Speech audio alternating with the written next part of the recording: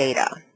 And so we call it a data collection tool. It's just a fancy term for an Excel spreadsheet. But we decided on an Excel spreadsheet. We thought about doing an Access database. We couldn't find any web-based systems that would work for us. And so we created this Excel spreadsheet. And it has been extremely beneficial for the organizations to have a place to house their data that gives them frequency tables and charts and graphs for them to use within their organization. But we are rapidly outgrowing that. We have 9 community outcomes projects. We have tons and tons of data, and we are so thankful that eCImpact is helping us with a client measurement sampling tool. That is going to be a lifesaver for us, and we're so excited about it. Having said that, we also knew that we needed to code our surveys in a universal way for easier interpretation.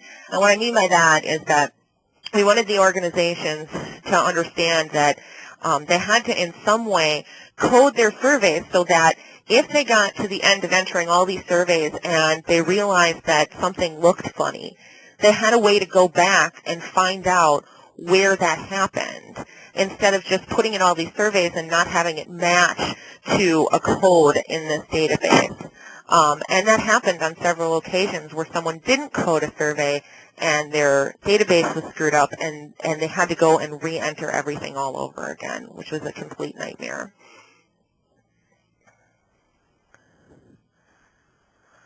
So analyzing and reporting on the data was also very important to us. They had to determine how many outcomes they were going to report on.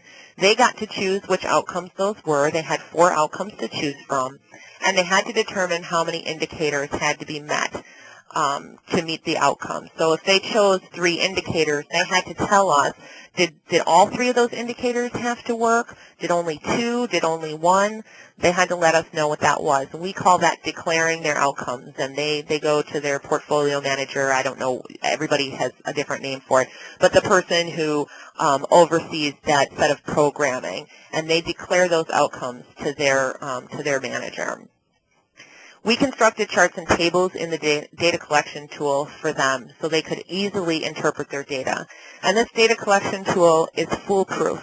It is set up in such a way that they can't make a mistake. If they put in a 5 and there's only 4 responses, it will tell them that they can't do that. It's really, we did it because we gave a technology survey before all this started, and we had some people who were still using pencil and paper to collect their data and little slash marks for how many people answered A, how many people answered B. And so we wanted to make it as easy as possible so that everyone was able to do it. We also wanted them to be able to upload their data tool to us so that we could merge all of that data into one database and be able to analyze the results.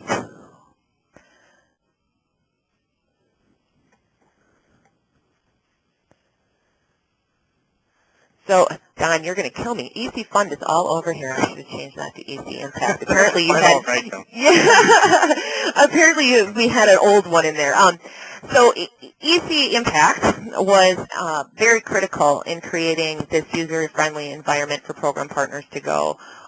We were really excited that our program partners were able to get the information that they needed using the resource page. They could upload their Excel file from there. Everything that they needed was in one place, and that was really important to us. We don't utilize it enough, I will tell you that, and I've really been pushing to have us utilize the functionality of eCImpact even more, and we're working to do that right now. Process evaluation, we needed to give our program partners time to think about what worked and what didn't. So after they did their pilot, we gave them a couple of weeks to write their report and to think about the process, and then we had a feedback session with them. And during that feedback session, they got to tell us what worked, what didn't, what was easy, what was difficult. And, you know, that's the time frame when you go into that feedback session that you have to keep your toughest skin on, because that's when they'll hit you hard. They'll tell you what did not work and what they think needs to be changed. Now, we were pretty good in terms of listening to their feedback and incorporating as much of it as we possibly could. There were certain things we held very firm on. We said, you know, you need to do a pre-post test. Even though it's difficult, you have to figure out a way to administer the survey. We can't tell you how to do that.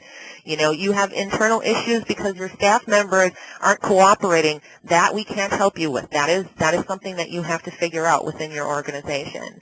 And they did. They all went back and they all figured it out. And they've all been doing this for 4 years now. The feedback meetings are always essential. We get very valuable input.